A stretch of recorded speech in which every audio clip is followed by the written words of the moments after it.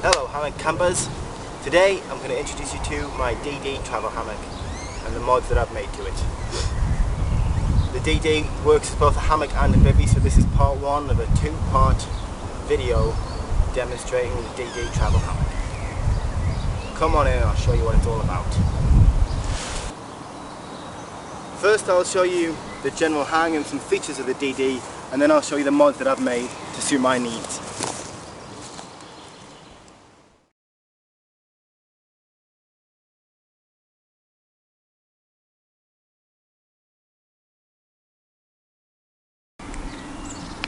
I opted for the XL Tarp, which is huge, and it means that I can use these walking poles and some extra long bungee cords to create this sort of porch-like setup. Obviously in bad weather I can hang it lower at a steeper angle and batten the hatches against wind and rain, so to speak, but in nice weather it's nice to be able to see in and out of the hammock whilst you're in there. I went for groundhog pegs for such a large top. Obviously the wind can get under it. The more fabric there is there, the more of a hold the wind can get, so I've gone for the strongest, bestest, most adaptable pegs that you can get. As far as guy line goes, I'm using the standard black rope that came with the DD XL Tarp. But I've followed a tutorial on hammockforums.net that shows you how to make those lines self-tensioning by adding in a bungee rope loop. So with this loop in place, if the wind or the stretch of the tarp changes overnight, this line won't become slack, because this bungee section here will take up that slack, and it should keep your tarp as taut as it was originally, or as close to taut as possible. The DD tarps have these loops on the outside which are designed for you to string the tarp ridgeline from the outside. I, however, opted to run it underneath, and I'll show you why. Running the tarp ridgeline underneath the tarp rather than outside allows me to suspend the bug net like this. I create a continuous loop with some bungee cord and then used a simple prusik knot on the ridgeline, the tarp ridgeline, and a carabiner at the other end to clip it to these loops that are already in place on the hammock. Another feature of the DD hammock is this sort of mini spreader bar for the bug net, which is inside that plastic tab there and suspended by this prusik knot bungee cord setup. As far as suspension of the tarp goes, I mentioned already that I run the line under the tarp instead of over. That was a suggestion in the illustrated Perfect Hang book. Can't remember the author's name, but I am indebted to you. I'll put it up on the bottom of the screen, and that suggests using the line underneath and running it round the tree and having the hammock hang in between the suspension for the tarp.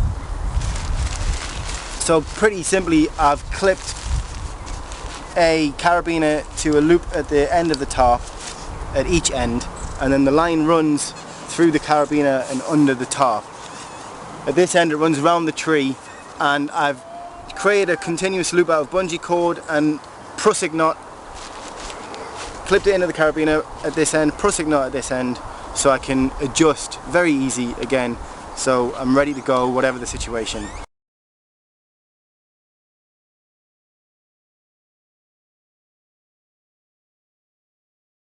As far as suspension goes, the DD hammock normally comes with nice black webbing to suspend the hammock, but I opted for whoopee slings because they're much easier to adjust, and I have that simply strung up using a carabiner clipped to the tree hugger and a marlin spike.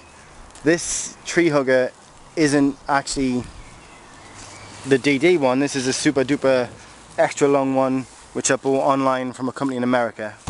These are, I think, 13 meters, ridiculously long. I just did that because I like to have options. I don't know where I'm going to end up with this hammock and how big the trees are going to be, etc, etc. So I just wanted to be safe. But as you can see in this instance, a tree this size, I've got a ton of extra length that I don't need. This here is just an old lace which I've strung up as a drip line. Again, just a prusik knot, so I can move it here in case the rain comes in from the tarp ridgeline. Obviously running the tarp ridgeline underneath the tarp does bring up the possibility of rain getting in. That's a simple fix. That should stop the rain reaching the hammock. A really nice feature of the DD hammocks is this bottom layer is waterproof. So you can use it on the ground as a bivy sack, which I'll show you in part 2. But also it's a double layer waterproof bottom, which means you can fill this full of insulation, whether that be a sleeping bag, old leaves, or in my case a Sinmat Exped 7 I've got in there, which I think is absolutely perfect. It just velcros up like that to keep the mat in place.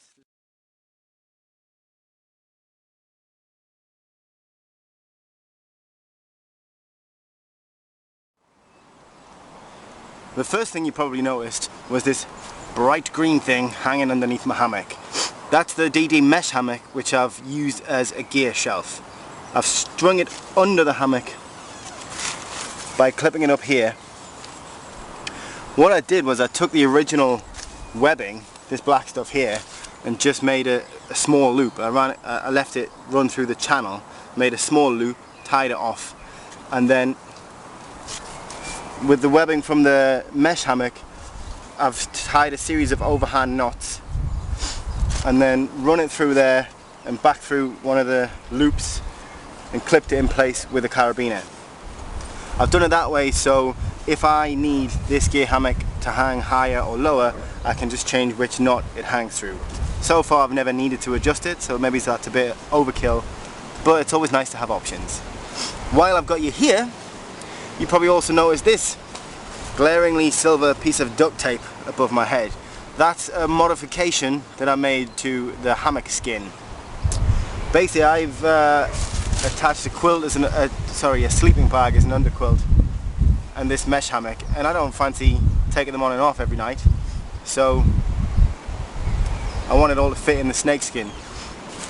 I did try to do that without modding the snakeskin and it started to rip, so then I just used some layers of duct tape to create a nice wide opening, and now it slides on and off. Easy peasy. Moving on to the underquilt. It's not a genuine underquilt, it's a old cheap army surplus sleeping bag that I had lying around the house. It was originally a mummy style sleeping bag, which I just cut the foot area out of to turn it into a sort of rectangle with a hood. And then rather than stitching it, I just fixed it with duct tape. Wonderful stuff.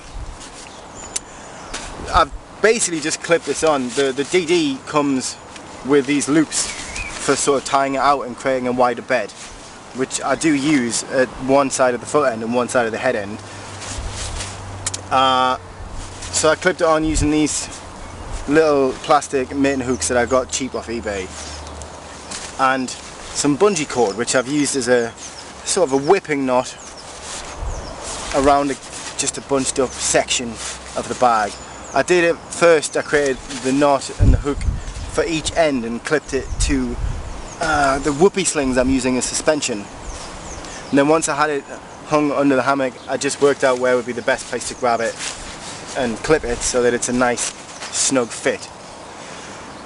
It's not perfect. As you can see, there's a big hole here where the cold and the wind and the rain can get in.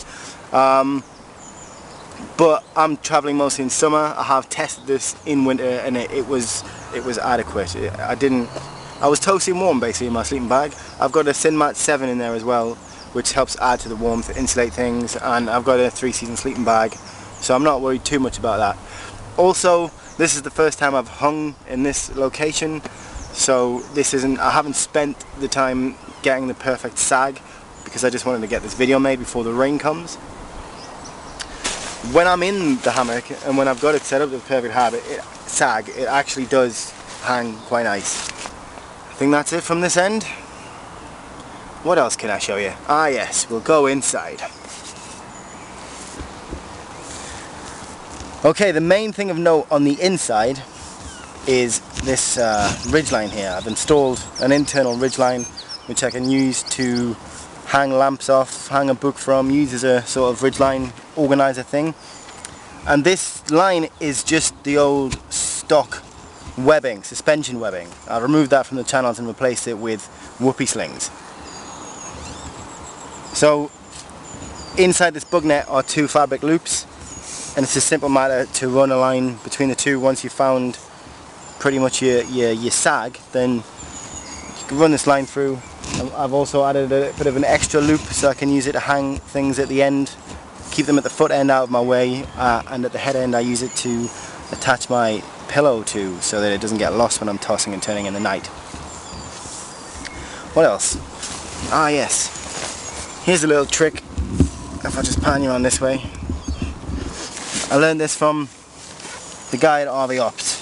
On the zips I've just added some strings, basically a long one at the foot end, short one at the head end.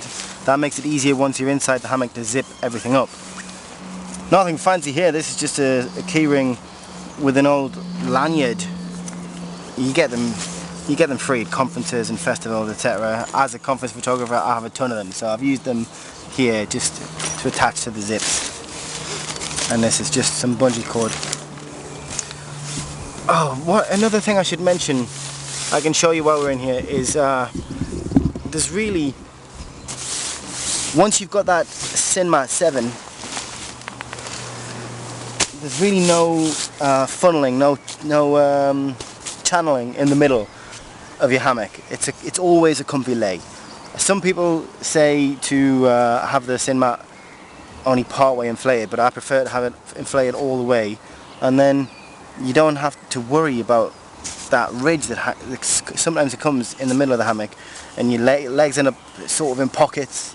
I don't like that. The Sinmat 7 keeps everything nice and smooth. See if I can get in without knocking the camera over. There you go. Easy, comfortable, warm. Honestly, I can't recommend that Sinmat 7 enough, but this is about the DD hammock, not the Sinmat, so we'll move on. In case you're wondering, this thing here on the bug net isn't a feature of the DD hammock. That's my botched attempt at a repair using some super glue and a pair of tights. I accidentally punctured a hole in the net by trying to pack it away in snakeskins with those spreader bars for the bug net in one of the hammock pockets. And the less said about that, the better. Speaking of the pockets, I'll just quickly show you. Here it is here, currently storing some hooks. There's 2 of these at each end. One on either side of the head end and one on either side of the foot end. Just briefly before I pack up, on a nice day like this, when the sun's out and I don't need the rain fly, I don't need the tarp, what I intend to do is fashion a similar sort of bungee loop with carabiner as I had on the inside. Just loop it through here and clip it over there you go. So I'll have the bug net off my face and I'll still be able to see the stars and enjoy the sunshine and whatnot. As promised, here's a shot of the tarp and the hammock in their respective snake skins. You can see I've used 2 skins for the tarp. I keep calling them snake skins, but these are hammock skins direct from DD. They cinch together at the end with just a toggle like this at each end of the skin. You can see the relative length, yeah? I'm using 1 skin for the entire hammock. I've had to modify it at this end with some beautiful silver duct tape to make it wider to fit the hammock, the mesh hammock and the underquilt all in, so I don't have to unclip everything all the time. And I'm using 2 skins for the tarp. I don't think you can even see the full length of it. It goes off the end of the screen, but the XL is extra large. that's it basically. Thank you for watching, and hopefully I'll see you in part 2 where I'll demonstrate the DD setup as a bivvy with muzzle.